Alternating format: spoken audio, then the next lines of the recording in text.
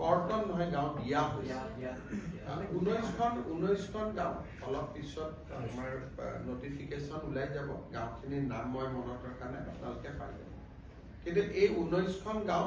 সম্পূৰ্ণ জনজাতীয় লোক থাকে তাতে অজনজাতীয় লোক নাই 80% কথা কৈছিল 80% and above 80% and above কিন্তু আমি দিওঁতে 100% দিওঁতে 100% দেখোঁ গতিকে এতিয়া শোণিতপুৰ আৰু বিশ্বনাথ জিলাত বিটিআৰৰ গাঁও সৰ্বমুঠ 60খন হ'বগৈ আৰু যিটো মই কমিটমেন্ট দিছিলো আমাৰ কমিটমেন্টটো আজি পুৰা হ'ব আৰু গাঁও এড হ'ব লাগিব আৰু গাঁও এতিয়া এড হোৱাৰ প্ৰস্তাৱ নাই ইয়াতকৈ গাঁও এড হ'লে গাঁও বাদু পৰিব লাগিব যদি কৰবাত বিটিআৰে গাঁও এৰি দিয়ে যে আমাৰ অজনজাতীয় গাঁও আমি এৰি দিছো তাৰ জায়গাত জনজাতীয় গাঁও দিওঁ ইয়াৰ পিছত 1:1 এখন এৰিলে এখন পাব কিন্তু এইখিনি যেহেতু আমি শোণিতপুৰৰ আৰু বিশ্বনাথ জিলাক আমি যিটো আমাৰ বড়ো ওয়েলফেয়াৰ কাউন্সিল আছিল তাতো আমি অন্তৰ্ভুক্ত কৰা নাছিলো বিটিআৰক দিম বুলি আজি এটা দীৰ্ঘদিনীয়া সমস্যা এটা সমাধান হ'ল যে এতিয়া বিশ্বনাথ চাৰিআলি গহপুৰলৈকেও বিটিআৰ থাকিব কিন্তু সেই গাঁৱতহে থাকিব যি গাঁৱত 80 and above বা দিওঁতে আমি 100% খিনি দিছো বিটিআৰ বহুতে অভিযোগ বা কৈ আহিছে বিটিআৰ এনে বহুতো গাঁও আছে য'ত বহু লোকৰ জনসংখ্যা কম এতিয়া কোনোবা এখন যদি আমি ওলাব লাগে এখন সোমাব লাগিব কমিটিটো কাম কৰি থাকিব বহুত আবেদন আছে আবেদন নিবেদনবোৰ পৰীক্ষাৰ প্ৰক্ৰিয়াটো চলি থাকিব আমি বহুত ৰাইজৰ পৰা আবেদনো পাইছো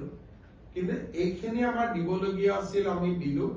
এতিয়াৰ পৰা কথাটো অলপ বেলেগ ধৰণে ইনক্লুশন এক্সক্লুশন এতিয়া দুইটাই হ'ব যদি ভৱিষ্যতে কিবা হয় অকল আৰু ইনক্লুশনে নহব এতিয়া এক্সক্লুশন হ'ব 60 has been 41 was included earlier today cabinet has approved 19 more and hereby we have fulfilled commitment made in the BTR report গাঁও স্কুলখনে এটা এন্ট্ৰেন্স পাতিব খালি তাত ইকনমিক ক্ৰাইটেৰিয়া এটা আমি দিম আধ্যবন্ত লোকে নোৱাৰিব ধৰক মোৰ এখন জাতীয় বিদ্যালয় আছে বাইহাটাৰ চাৰিআলি ওচৰৰ যিখিনি গাঁও আছে সেই গাঁৱত এটা পৰীক্ষা হ'ব 25% স্কুল ষ্টুডেণ্টক তেওঁলোকে পৰীক্ষা পাতি লৈ ল'ব লোৱাৰ পিছত তেওঁলোকে চৰকাৰক দিব যে মান্থলি 1000 টকা ফিজ ইয়াৰ পৰিৱৰ্তে আমাক দিয়ক তেতিয়া চৰকাৰে 1000 ইনটু যিমান হয় 25 জন ষ্টুডেন্ট ললে 100 জনে 25000 কৰি মাহত 25000 ইনটু 10 মাহ দুমাহ স্কুল নাথাকে 2,50,000 টকা আমি অনুদান কৰি দিম আৰু যেতিয়া 3টা বছৰতে শিক্ষাৰ্থী হৈ যাব অনুদানৰ সংখ্যা 6 লাখ টকা হ'ব আৰু সব স্কুলতে আমি নিদিও যিখিনি স্কুলে আৰটি কমপ্লাই কৰে যিখিনি নীতি নিয়মত হোৱা স্কুল প্ৰথম স্কুলে আবেদন কৰিব স্কুল পৰীক্ষা হ'ব পৰীক্ষা হোৱাৰ পিছত যিখিনি ভাল জাতীয় বিদ্যালয় শংকৰদেৱ শিক্ষা নিকেতন বা আনো কোনবা ইয়াত কোনো নাম বুলি কথা নহয় খালি মাধ্যমটো অসমীয়া হ'ব লাগিব বা মাধ্যমটো বড়ো হ'ব লাগিব বা মাধ্যমটো বৰাক ভেলীত বেংগলী হ'ব লাগিব আমি ইংৰাজী মাধ্যমৰ স্কুলত নিদো বিপিএল মানে আজিকালিতো 4 লাখ টকা বছৰি ইনকাম হলে আমি বিপিএল ধৰো গতিকে আজিকালিতো বিপিএলৰ ডেফিনেশ্যনটো আমি ডাঙৰ কৰি থৈ দিছো মানে এটা আৰ্থিক মানদণ্ড এটা শিক্ষা বিভাগে নিৰূপণ কৰি দিব যে আমি ইমানটো এইটো বেসিক্যালি দুখীয়া ল'ৰা ছোৱালীৰ কাৰণে কিন্তু দুখীয়াৰ সংজ্ঞাটো কি হ'ব এইটো শিক্ষা বিভাগে বিভিন্ন দল সংগঠনৰ লগত কথা পাতি ঠিক কৰি দিব আমি আজিয়ে গোটেইখিনি সিদ্ধান্ত লৈ থোৱা নাই নহলে আমি যদি গোটেইখিনি লৈ লওঁ ৰাজ্যৰ লগত কথা পাতিব একোৱে নাথাকিব কিন্তু 3টা মূলত সিদ্ধান্ত ইংৰাজী মাধ্যমৰ স্কুলত নিদিও নাম্বাৰ 2 25% ম্যাক্সিমাম নাম্বাৰ 3 স্কুলখিনি উচ্চ মান বিশিষ্ট হ'ব লাগিব এনে সব স্কুলত দিলেতো ৰাতিয়ে গধূলিয়ে বহুত স্কুল গড় লৈ উঠিব এই কাৰণে স্কুলখিনি এটা উচ্চ মান বিশিষ্ট হ'ব লাগিব আৰু যদি ভগৱানে সব ঠিক ঠাক ৰাখে অহা বছৰৰ পৰা আমি স্কিমটো কৰিব পাৰিম আৰু বহুত ল'ৰা ছোৱালী লাভ হ'ব আৰু অলপ অসমীয়া স্কুলবিলাকৰ গভৰ্ণমেণ্ট স্কুলৰ লগতে প্ৰাইভেটতো ইংলিছ মিডিয়ামৰ স্কুল নহয় অসমীয়া মিডিয়ামৰ স্কুল অলপ নিৰ্মাণ হ'ব ইয়াৰ ফলত নহ'লে যিহেতু ইংলিছ মিডিয়ামৰ স্কুলতহে ষ্টুডেণ্ট আহে অসমীয়া মিডিয়ামৰ ষ্টুডেণ্ট নাহে সেইকাৰণে অসমীয়া মিডিয়ামত ভাল প্ৰাইভেট স্কুল হোৱা নাই ইয়াৰ ফলত 25% ষ্টুডেণ্ট যদি গভৰ্ণমেণ্টৰ পৰা এনচিউৰ হৈ থাকে তেতিয়া হয়তো ভাল অসমীয়া মাধ্যমৰ স্কুল যিবিলাক আছে তেওঁলোকে এতিয়া ইয়াৰ যিখন জাতীয় বিদ্যালয় আছে বামুণী মৈদামত তাতো 25% ল'ব লাগিব কিন্তু ইংলিছ কেইখনত আমি নিদিওঁ এইটো হ'লে অলপ ধৰক আজি বামুণী মৈদামৰ ওচৰতে বহুত দুখীয়া ল'ৰা ছোৱালীয়ে চাই থাকে স্কুলখনৰ প্ৰতি তেওঁলোক যাব নোৱাৰে এতিয়া এইটো সুবিধা হ'লে জাতীয় বিদ্যালয় পৰীক্ষা পাতিব আমি পৰীক্ষা নাপাতো কিন্তু দুখীয়া ল'ৰা ছোৱালীখিনিৰ মাজত পৰীক্ষা পাতি 25% ষ্টুডেণ্ট তেওঁলোকে ল'ব আৰু বেলেগ ষ্টুডেণ্টে যিমান ফিজ দিয়ে আমিও সিমানেই দিম তেওঁলোকৰো ক্ষতি নহয় এটা সুদূৰ প্ৰসাৰী এটা চিন্তাধাৰা এটা শিক্ষাত আনিব খোজা হৈছে কিন্তু ৰাইজে ইয়াক মই শিক্ষামন্ত্ৰী কৈছো যিহেতু অকণমান বস্তুটো স্পৰ্শকাতৰ সেইকাৰণে অলপ আলাপ আলোচনা যাতে কৰিলে পঞ্চায়তে এইটো সিদ্ধান্ত বুলি ধৰি ল'ব নালাগে এইটো এটা কনচেপ্ট বুলি ধৰিব লাগে যে এটা কনচেপ্ট এটা লোৱা হৈছে এইটো ফাইনেল ডিচিশন বুলি ল'ব নালাগে ছমাহ আমাৰতো অহা বছৰ এডমিশ্যনৰ সময়তহে কৰিব পাৰিম সিদ্ধান্ত ল'লেওতো আজি আমি একো কৰিব নোৱাৰো আমাৰ এডমিশ্যন কোন মাহতে এই বছৰটো অহা বছৰ এডমিশ্যন কেতিয়া হ'ব সো গতিকে সিদ্ধান্তটো আমি যেতিয়াই নলওঁ কিয় ৰূপায়ণটো 1 এপ্ৰিলৰ পৰা গতিকে অহা শিক্ষাবৰ্ষত আমি এইটো কৰিব পাৰিম এইবাৰ যদি আলাপ আলোচনা কৰিলে আৰু আমি জোৰ কৰি পুশ কৰিব খোজা নাই In a different context, you have taken up to the X-handle and have cited about the census of 2021 about the declining Hindu. 2011, not 2021. We don't have census You figure. have written census data from 2021.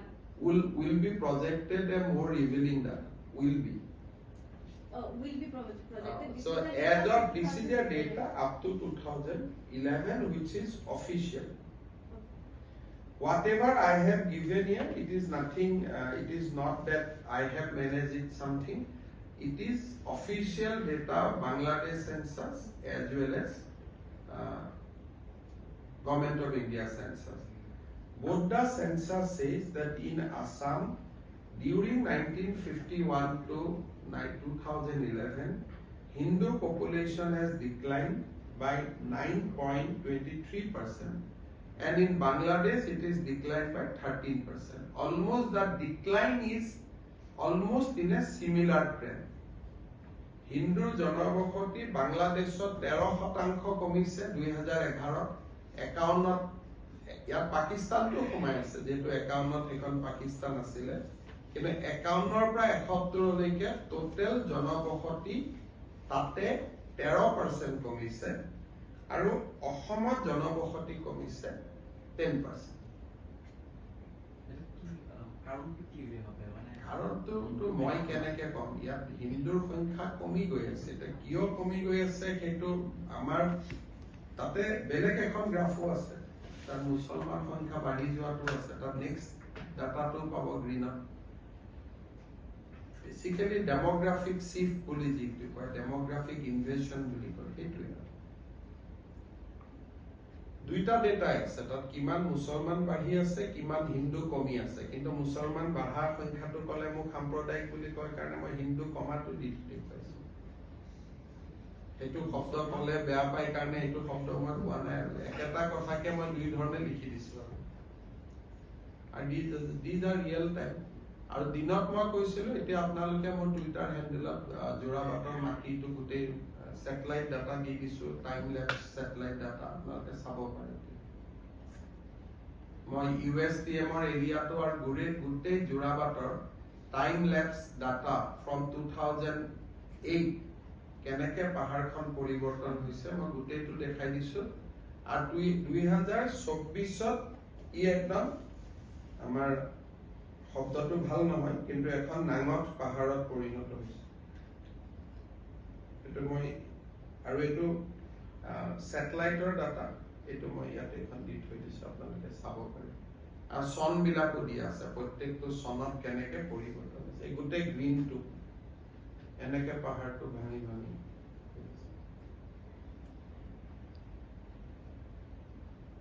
ইয়াত আপোনালোকে নিজেও চাই ল'ব পাৰিব এইটো কোনোবাই অলপ আগবাঢ়িলে মোৰ স্যাটেলাইট ডাটাটো নলৈ স্যাটেলাইট ডাটা কিনিবও পায় so you can procure also আৰু মইতো ভাবো যে ইউএছডিএমৰ মালিক এটা জেহাদে আৰম্ভ কৰিছে আমি যিটো ল্যান্ড জেহাদ বুলি কওঁ তেওঁ এটা ফ্লাড জেহাদে আৰম্ভ কৰিছে অসমৰ নহলে ইমান নিৰ্দয়ভাৱে কোনেও কাটিব নোৱাৰে পাহাৰ কোনো প্ৰকৃতিক ভাল পোৱা মানুহে বিশেষকৈ শিক্ষানুষ্ঠানে ইমান বেয়াকৈ কাটিব নোৱাৰে এইটো এটা মইতো জেহাদ বুলিয়ে কওঁ এক প্ৰকাৰ মোক কোনোবাই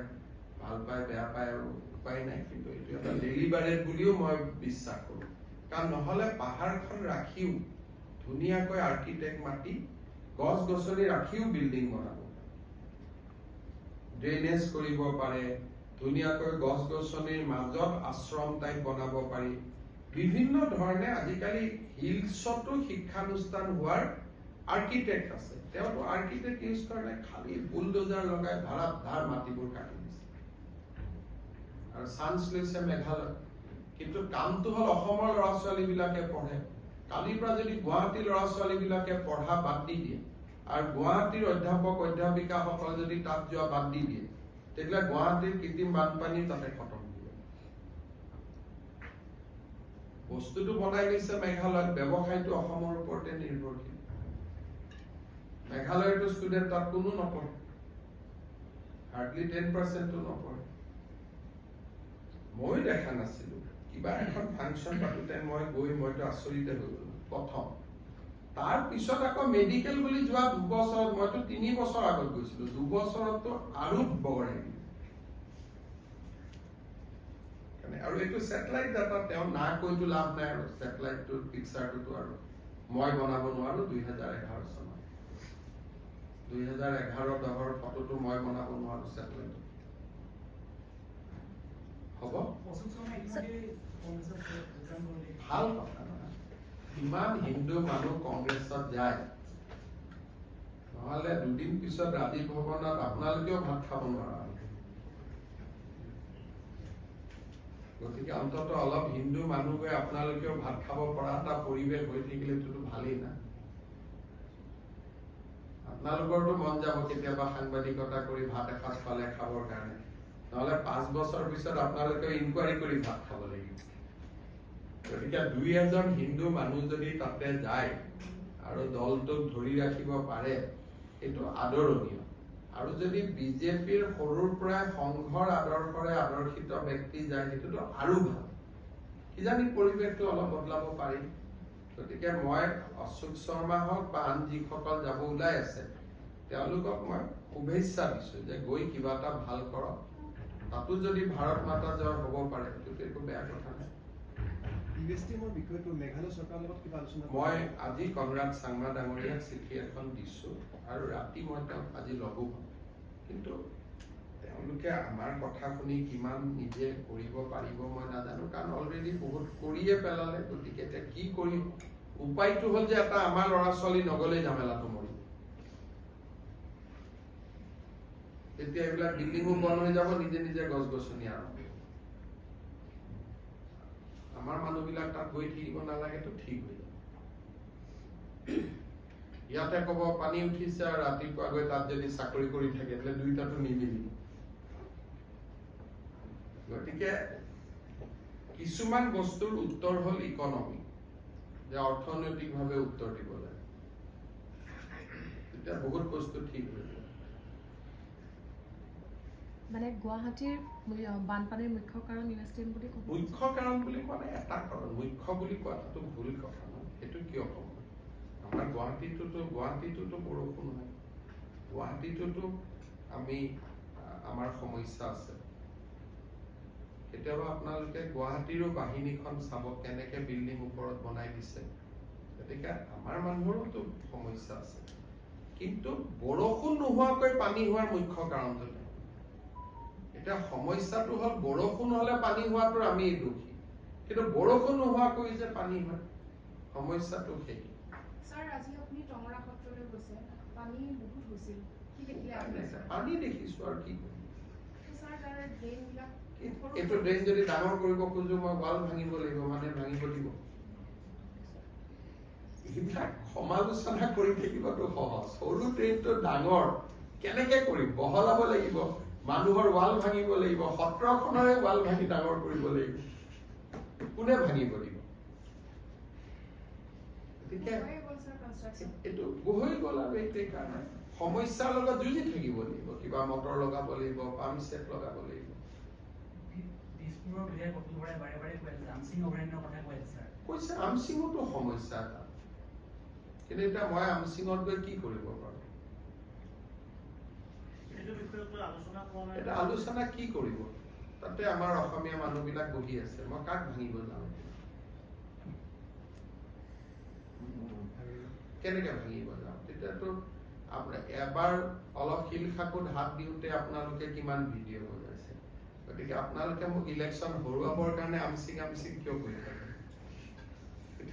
কবটোতো সহজ, কিন্তু আপোনালোকে এবাৰ লিখি দিয়ক যে আপোনালোকে পূৰ্ণ সহযোগিতা কৰিব। পৰ্টেল বিলাকে ভিডিঅ' ভাইৰেল নকৰে। কাৰোবাৰ ঘৰ ভাঙিলেতো কান্দিবই না, যাতে ৰাইজ তেতিয়াতো মানুহে নাভাবে যে ৰাইজৰ কামত কৰিছে। এতিয়াতো এটাই উপায় আছে, পানীটো শিল খাকুত নি ডাঙৰ ড্ৰেইন বনাই মেঘালয়ৰ পানীটো তালৈকে লৈ যাব লাগিব। তাৰ বাদেতো আমাৰ হাতত একোৱে উপায় নাই। অহাবাৰ প্লেনিং কৰিব লাগিব। আৰু গুৱাহাটী সম্পূৰ্ণ বানপানীৰ পৰা বাচিবই নোৱাৰি। ইয়াত মাটি বাৰী কিনাৰ আগতে মানুহে এইটো ভাবিয়ে কিনিব লাগিব যে গুৱাহাটীখন এটা ফুট হিলত থকা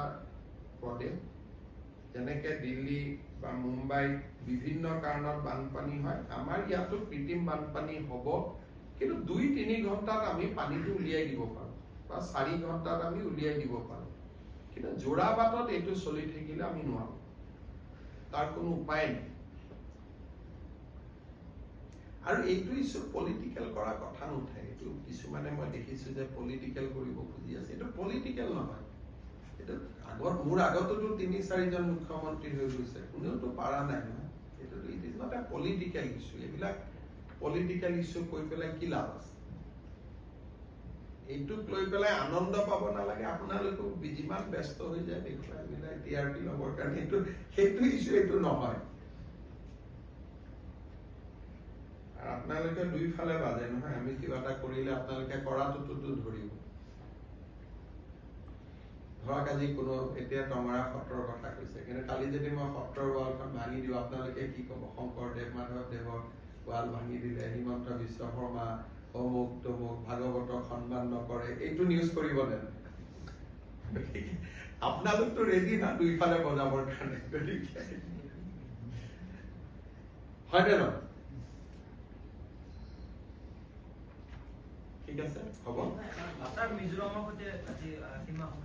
আমি ফ্ৰেণ্ডশ্বিপ যিটো বন্ধুত্বমূলক ভ্ৰমণ এটা, তেওঁলোকো আহে, আমিও যাওঁ, আলাপ আলোচনা কৰি আছো। আৰু যোৱা 3 বছৰ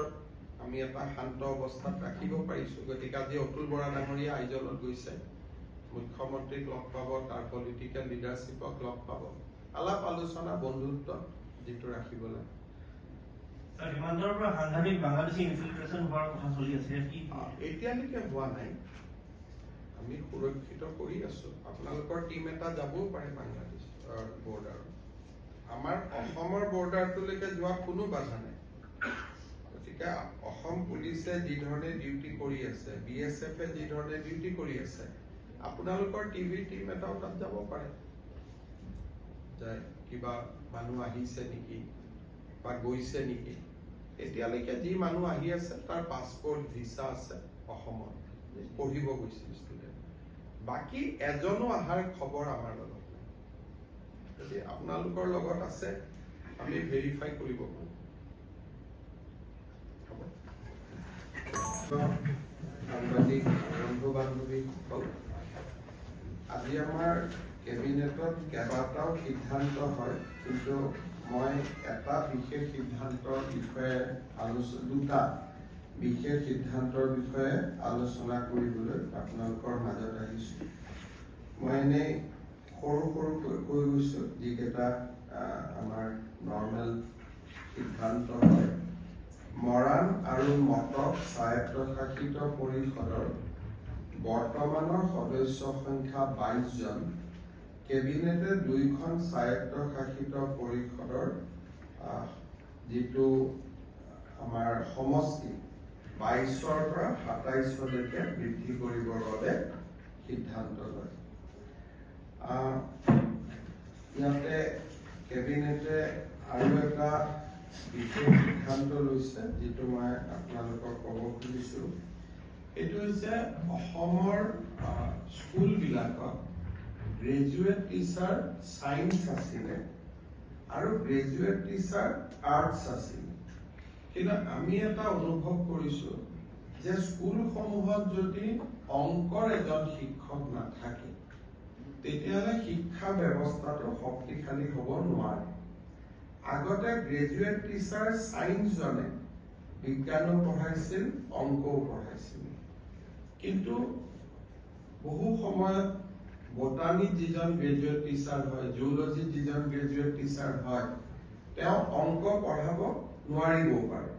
সেইকাৰণে আজি আমাৰ কেবিনেটে অসমত গ্ৰেজুৱেট টিচাৰ মেথছ বুলি এটা নতুন শিক্ষকৰ পদ সৃষ্টি কৰিছে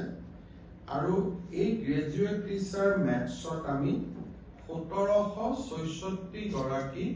শিক্ষক শিক্ষয়িত্ৰীক নিযুক্তি দিয়াৰ বাবে সিদ্ধান্ত লৈছে। অৰ্থাৎ ইয়াৰ ফলত যিসকলে মেথছত অনাৰ্ছ লৈ বা মেথছত মেজৰ লৈ পাছ কৰিছিল তেনেকুৱা 1764 জন যুৱক যুৱতী নিয়োগৰ সুবিধাও মুকলি হ'ব আৰু সমান্তৰালভাৱে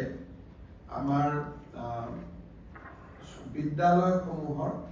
শিক্ষা ব্যৱস্থাত এটা খুব সুন্দৰ প্ৰভাৱ পৰিব। কেবিনেটত আৰু এটা আমি সিদ্ধান্ত লৈছোঁ যে ইমান দিনে আমাৰ 11খন পলিটেকনিক আৰু 2খন ইঞ্জিনিয়াৰিং কলেজ ইয়াত আমি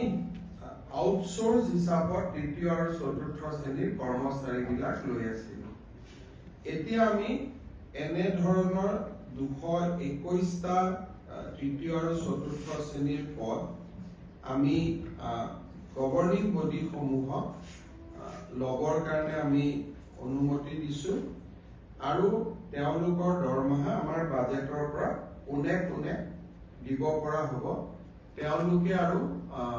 আমাৰ কোনো আউটচোৰ্চিং কৰিব নালাগে, গভৰ্ণিং বডিয়ে নিজে নিজে নিযুক্তি দিব পাৰিব। আমাৰ বডো একৰ্ডত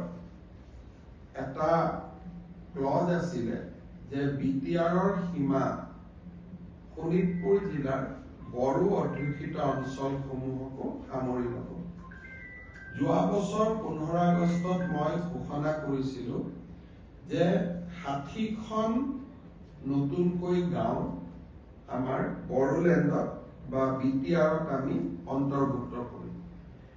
ইতিমধ্যে 41খন গাঁও নতুনকৈ অন্তৰ্ভুক্ত কৰা হৈছিলে, কিন্তু 60খন পাবলৈ আৰু 19খন গাঁও আমি BTRত অন্তৰ্ভুক্ত কৰিব লাগে। আজি কেবিনেটে 16খন গাঁও BTRত অন্তৰ্ভুক্ত কৰিছে নতুনকৈ আৰু 3খন গাঁৱত বড়ো লোকৰ সংখ্যা কিমান আছে তাক চাই পেলাই সিদ্ধান্ত ল'বলৈ মুখ্যমন্ত্ৰীক কৰ্তৃত্ব অৰ্পণ কৰিছে। অৰ্থাৎ ইয়াৰ ফলত আমি পোনে পোনে ক'ব পাৰোঁ যে BTR একৰ্ডত যিটো এটা ডাঙৰ কথা আছিল যে শোণিতপুৰ আৰু আমাৰ বিশ্বনাথ জিলালৈকে BTRৰ সীমা বৃদ্ধি হ'ব, কিন্তু কেৱল 80শতাংশতকৈ অধিক বড়ো বা জনজাতীয় লোক থকা গাঁৱক লৈহে সম্প্ৰসাৰিত হ'ব। তেনে গাঁও আমি 60খন চিলেক্ট কৰিছিলোঁ, 41খন আগতে আমি অৰ্পণ কৰিছিলোঁ, 19খন আমি কৰিলে আমাৰ প্ৰতিশ্ৰুতি পূৰ্ণ হয়। তাৰে আজি আমি 16খন পোনে পোনে অৰ্পণ কৰিছোঁ আৰু 3খনত বড়ো লোকৰ সংখ্যা কিমান তাক এবাৰ পুনৰাই চাবৰ কাৰণে মুখ্যমন্ত্ৰী কেবিনেটে দায়িত্ব দিছে। আজি কেবিনেটত লোৱা এটা ডাঙৰ সিদ্ধান্ত হ'ল ক্ষুদ্ৰ ব্যৱসায়ীসকলক লৈ। আমাৰ GSTৰ আপোনালোকে জানে যে 2017 চনৰ পৰা মোটামুটি অসমত GST বলবৎ হয় আৰু সেই সময়ৰ পৰা বিভিন্ন সময়ত টেক্সৰ যি ক'ব গ'লে ডিপাৰ্টমেণ্টে ভাবে যে টেক্স দিব লাগে, ব্যৱসায়ীসকলে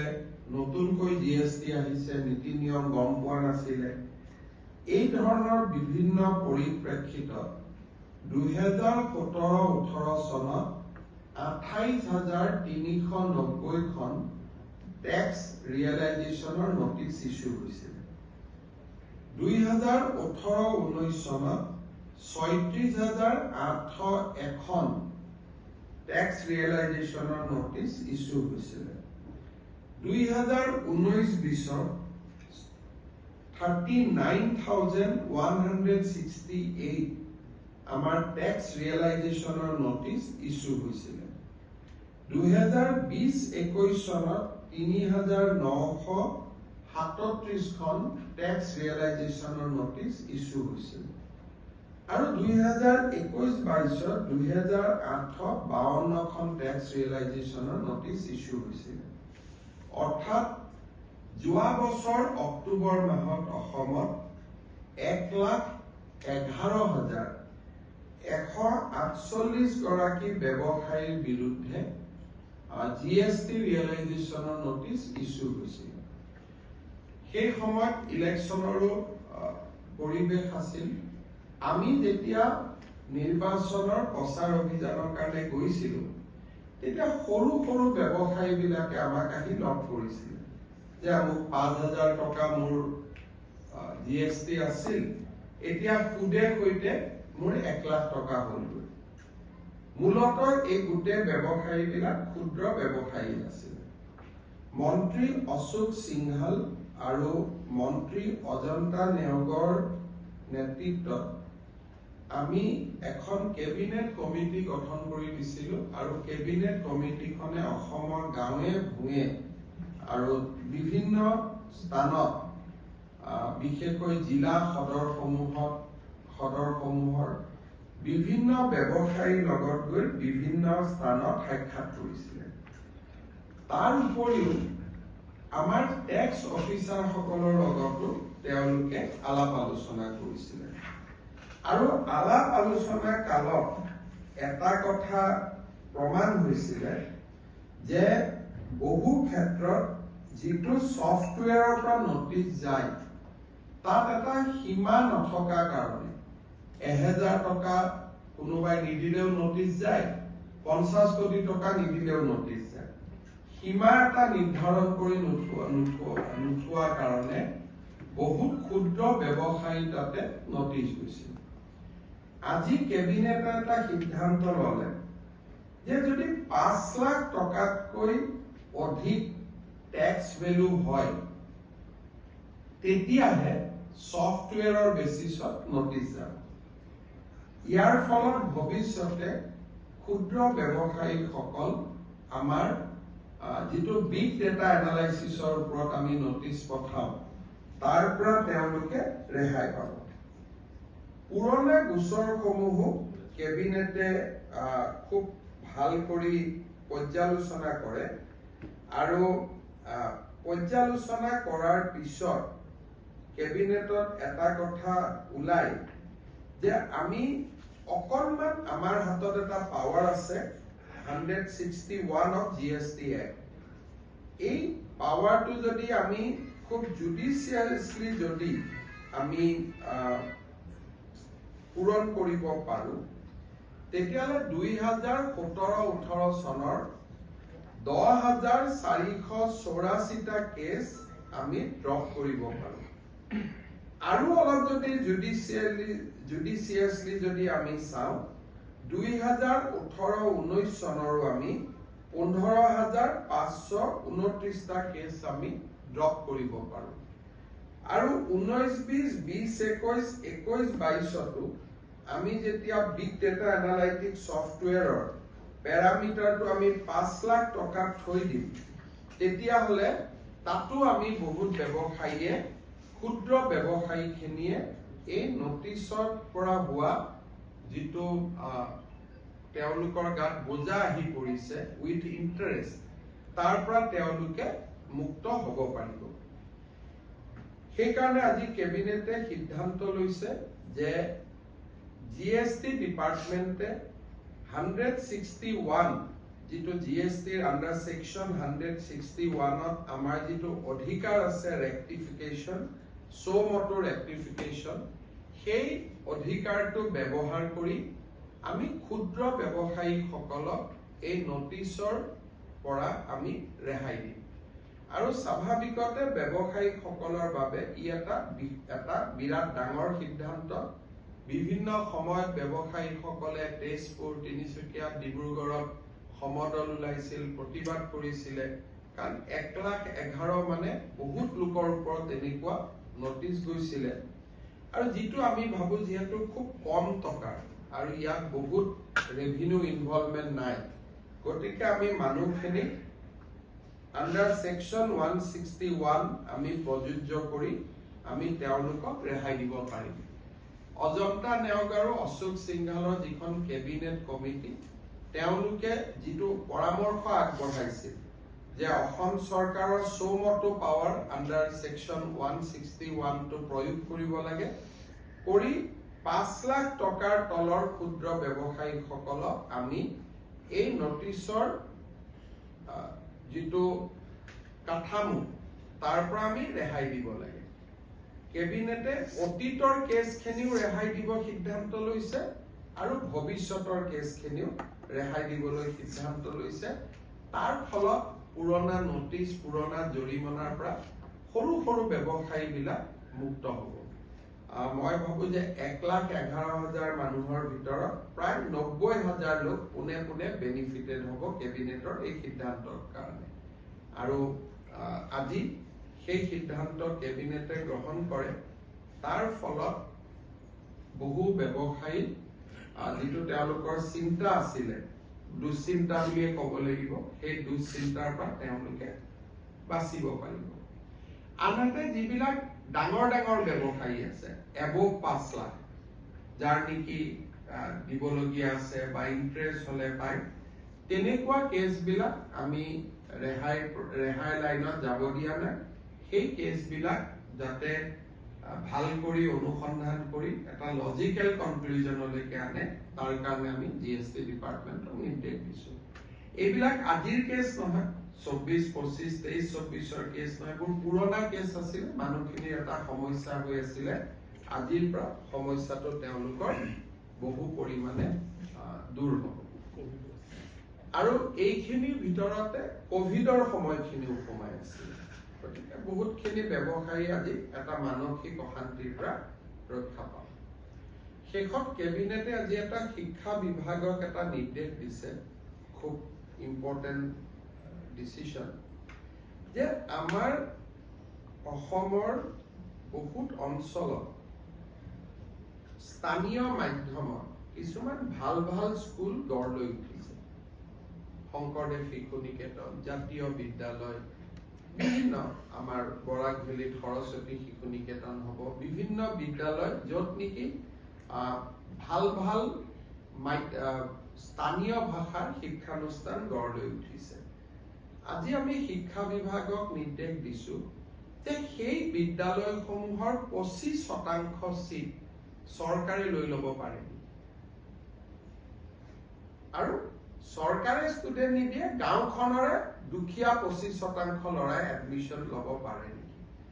আৰটি এক্টত তাৰ ব্যৱস্থা আছিলে কিন্তু আমাৰ অসম চৰকাৰে তাক ইমান দিনে ৰূপায়ণ কৰা নাছিল এইটো যদি ৰূপায়ণ হয় তেতিয়া হলে এই ধৰণৰ ভাল অসমীয়া মাধ্যমৰ বিদ্যালয় বিলাকত যিবিলাক সামাজিক সংস্থাসমূহে পৰিচালনা কৰে প্ৰফিট মোটিভ নাই য'ত মালিক নাথাকে কোনোবা নহয় কোনোবা সমিতিয়ে পৰিচালনা কৰে তেনেকুৱা স্কুলবিলাকত যদি আমি 25% সিট দুখীয়া ল'ৰা ছোৱালীৰ কাৰণে আমি মুকলি কৰি দিব পাৰো এটা পৰীক্ষা লৈ পেলাই কম্পিটিশন কৰি 25% ষ্টুডেন্ট তেওঁলোকে ল'ব আৰু তাৰ ফিজটো যিয়ে প্ৰচলিত ফিজ নহওক কিয় ফিজটো ৰাজ্য চৰকাৰে দিব তেতিয়া বহুত ল'ৰা ছোৱালী দুখীয়া ঘৰৰ ল'ৰা ছোৱালী যাৰ মনত এটা ইচ্ছা থাকে কিছু অন্তত মেধাৰ ভিত্তিত পৰীক্ষা দি তেনেকুৱা স্কুলবিলাকত নামভৰ্তি কৰিব পাৰিব আৰু ইয়াক স্কুলৰ কোনো আমি ঠিক কৰি নিদিও যি স্কুলে পঞ্জীয়নভুক্ত কৰে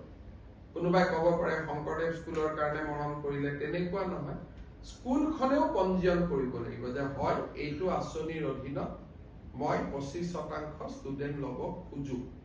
আৰু যি স্কুলে ইংলিছ মিডিয়ামক আমি নিদিও অকল মাধ্যমিক যিটো ভাষা বড়ো মিডিয়াম অসমীয়া মিডিয়াম বৰাক ভেলীত বেংগলী মিডিয়াম বা স্থানীয় জনজাতীয় মিডিয়াম যিকেইটা আছে ৰাভা মিডিয়াম আছে যি অসমীয়া আৰু থলুৱা ভাষা বা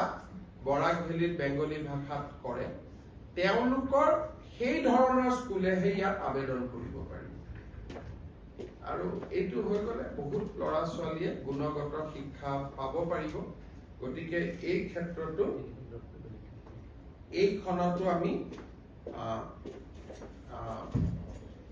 এই ধৰণৰ এটা নতুন আঁচনিটো নতুন নহয় আৰটি এক্টত আগৰ পৰাই আছে কেতিয়াও আমি তাক ৰূপায়ণ কৰা নাছিলো এই ব্যৱস্থাটো আনিব পাৰি নেকি শিক্ষা বিভাগক আমি পৰামৰ্শ দিছো